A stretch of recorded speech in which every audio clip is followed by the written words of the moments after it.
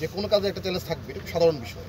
কিন্তু সবচেয়ে বড় বিষয় হচ্ছে জনতার যে শক্তি, মানুষের যে শক্তি, এটা হলো বড় বিষয়। যে এই যে আজকে সারা দেশব্যাপী যে একটা গণসচেতনতা বা গণপ্রতিরোধ গড়ে উঠছে, কেন? কারণ মানুষজন সবাই এটাকে কিন্তু মারাত্মক করে নিয়েছে যে এই কাজটা অন্যায় করেছে, এবার কিন্তু সরকার নিয়েছে।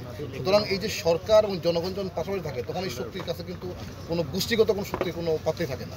সুতরাং এইটা হলো বড় বিষয়। কারণ এখানকার যেটা হলো যে বেশি হয়তো যে কাজটি করছে হয়তো মুষ্টিমেয় কিছু উদ্যম করেছে, কিন্তু বৃহত্তর জনগোষ্ঠী তারা কিন্তু সব এটা এগেস্ট, সরকারের এগেস্ট। তো আমরা দেখি এটা কি করা যায়। আমরা আশা করছি ইনশাল্লাহ এটা সাইজ করা। যদি এখানে পানিশমেন্ট প্রয়োজন হয়, তাহলে প্রচলিত যে আইন আছে সেই আইন মোতাবেক হবে, যেটা ধরো অপরাধ করবে সেই অনুযায়ী হবে। সেটা জেলও হতে পারে, বড় ধরনের শাস্তি হতে পারে, জরিমানা হতে পারে, তারা বেশি অপরাধ করবে তারা সেরকম হবে। সুতরাং এইটা দেখতে হবে অপরাধের মাত্রা কতটুকু।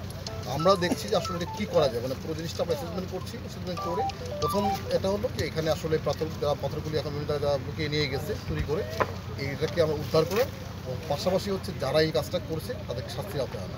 আমরা একটি তদন্ত কমিটির রিপোর্ট গতকালকে দিয়েছে তদন্ত কমিটির প্রধান। আপনার সেই রিপোর্টে বেশ কিছুকে অভিযুক্ত করা হয়েছে, তাদের বিরুদ্ধে কোনো ব্যবস্থা নেওয়ার কার্যক্রম কবে থেকে শুরু হবে?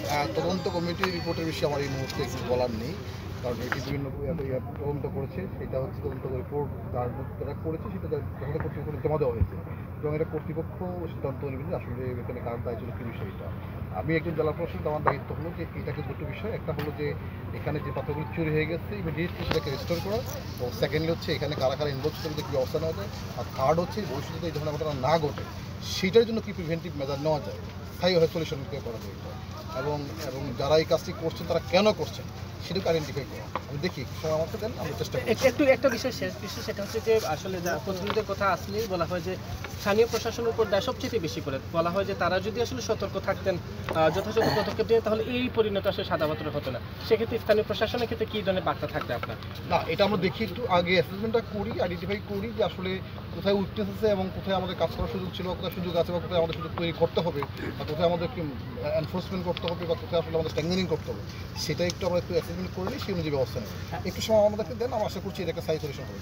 সাদা পাথর সুযোগ সুবিধা উন্নয়নের আসলে একটু পরিকল্পনা নিশ্চয়ই থাকবে, যেহেতু এটা নতুন করে আবার রিফর্ম। গত 9 বছর হয়েছে সাদা পাথর স্পটটি প্রতিষ্ঠিত হয়েছে, এখন পর্যন্ত এখানে উন্নয়নের ছোঁয়া লাগেনি। আমরা দেখি মানে উন্নয়ন তো একদিনের বিষয় না, এটা একটা পরিকল্পনার বিষয় আছে, স্থানীয় জনগণের অংশগ্রহণ বিষয় আছে, বা সক্ষমতার বিষয় আছে। দেখি আমরা আসলে কী করা যায়। যে আমরা আশা করছি যে হয়তো সব সমস্যা হয়তো একদিন সমাধান করে ফেলা যাবে না, বাট একটা সময়ের সাথে হয়তো আমরা আশা করছি যে সমাধান করা সম্ভব।